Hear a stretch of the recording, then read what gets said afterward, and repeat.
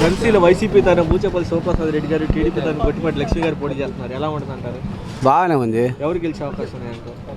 ఎవరు లక్ష్మి గెలుతుంది. ఎందుకంటే నిన్న కదా వచ్చింది.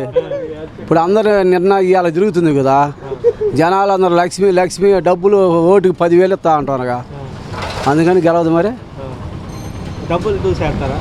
మరి ఇంకా నువ్వు ఎట్టంటున్నావు? మరి ఇప్పుడు సంక్రాంతి కాడి నుంచి కష్టపడుతుంటే ఇల్లు తిరిగిండు. ఆమె నిన్న వచ్చి ఊరికి రాకెట్ మీద తిరుగుద్దంట. మరి గెలుతుందా? మరి హాస్పిటల్ కడతాను, ప్రజలు వైద్యం చేస్తాను.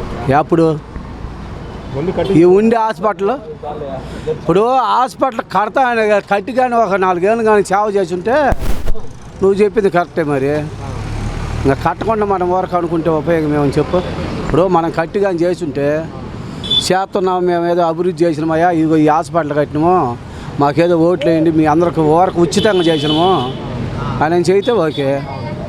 ఇప్పుడు ఎలా ఉంటుంది అంటే బూచేపల్లి శివప్రసాద్ రెడ్డి గారు బాగానే ఉంటుంది. ఒక 20,000 మెజార్టీతో శివప్రసాద్కి వెళ్తున్నాయా? 20 నుంచి 50,000. ఎవరు గెలుస్తారు? శివప్రసాద్ 10,000 వేసుకుంటే 20,000కి ఎన్న కలిసి రాని ఒక 50 లక్షలు పందెం అన్నా కానీ పందానికైనా వస్తాం. సీఎం జగనే. సీఎం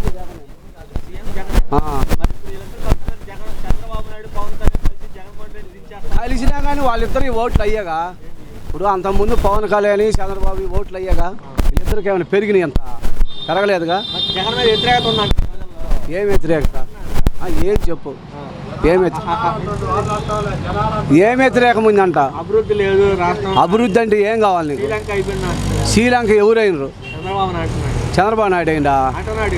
అంటే ఎవరైనా అటు బాగానే ఉన్నారు అందరూ. శ్రీలంక ఎవరు కాల? నీకు 10,000 ఇస్తే నువ్వు ఏమన్నా నొక్కపోయి రోడ్డు పైన చల్లి వచ్చి ఏమన్నా గొడ్డలు ఇప్పి తిరగలేదుగా.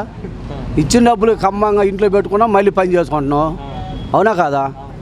మరి ఇంకా శ్రీలంక ఎట్టయింది?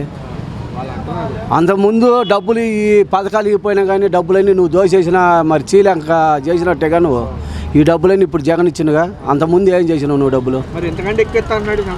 ఎప్పుడు? 3 గ్యాస్ బండ్లు ఉచితంగా 15,000. ఆడవాళ్ళకి పశువు కొంకం ఎత్తా అని చెప్పి, ఆడవాళ్ళ పశువు కొంకం ఎత్తా అని చెప్పి ఇచ్చిండా? రుణమాఫీ చేస్తా అని చేసిండా? మరి ఇంకా ఇంటికి 3 బుట్టిస్తే ఇస్తాడంట. మరి ఆయన ఒక్కరిని బుట్టించిండు ఎందుకు? మరి 3 బుట్టించినా కానీ మరి అంతకుముందు జాబు లేనివాడికి 2,000 అండు ఇచ్చిందా? ఇచ్చిందా జాబు లేనివాడికి? ఇప్పుడు జాబు లేకపోతే 2,000 ఇస్తాను. ఎవరికన్నా ఇచ్చినావా? దర్శలు ఎవరికన్నా ఎవరన్నా నువ్వు చూసినావు? ఇయ్యంగా ఇప్పుడేమో వాలంటీర్ 10,000 ఇస్తాను అంటున్నాడు. 50,000 చేస్తావా? ఎప్పుడు ఇత్తలు? ఎప్పుడు? ఇప్పుడు నువ్వు ఇచ్చేవాడివి 5 ఏళ్ళు వారంటీ 5,000 ఇస్తుండగా జగన్.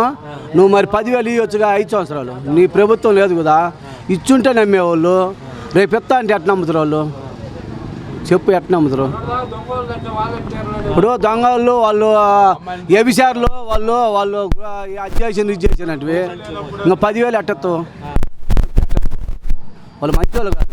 ఇప్పుడు చంద్రబాబు నాయుడు 14 సంవత్సరాలు చేశాడు, జగన్మోహన్ రెడ్డి 5 సంవత్సరాలు చేసి ఎవరు బాగుందంట? ఇప్పుడు 5 సంవత్సరాలు బాగుండబట్టే కదా నువ్వు మళ్ళీ ముఖ్యమంత్రి అవుతాయని అనేది మనం. అవునగా? నువ్వు 14 సంవత్సరాలు చేసినవు, నీకు గిఫ్ట్ లేకనే, దీంట్లో నీకే నమ్మకం లేకనేగా మోడీని పవన్ కళ్యాణ్ అందరూ నేర్చుకుంది. లేకపోతే నీ పార్టీలో నువ్వు మగోడాలు నిలబడేవాడుగా. అంటే ఇలాంటి అరాచకాలు ఉన్న నాయకుడిని దించేయడానికి అందరితో కలిసి అని అంటున్నాడు చంద్రబాబు. ఎవరు చంద్రబాబు? అరాచకాలు నీకు కరెక్ట్ అయిన మొగుడు ఈడొచ్చిండు రాబట్టి నువ్వు ఆ మాట అంటున్నావు. ఇప్పుడు దాకా నీకు తగల్లా కరెక్ట్ అయిన మొగుడు, ఇప్పుడు తగిలిండు. అవునే కదా, తగలబట్టే కాదు నువ్వు భయపడేగా నువ్వు అన్ని పార్టీల కాడికి పోయి షర్మిలని వీళ్ళని అందరూ రెచ్చగొట్టింది. అవునా? 160 సీట్లు గెలుస్తా అన్నాడు కూటమి మీద. ఎవరు? 160? అసలు 23 గెలుచుకోమని ముందు. మునుపు 23 వచ్చినాయి కదా, అవి గెలవమని వీళ్ళందరూ కలిసి కూడా 23 గెలవమను.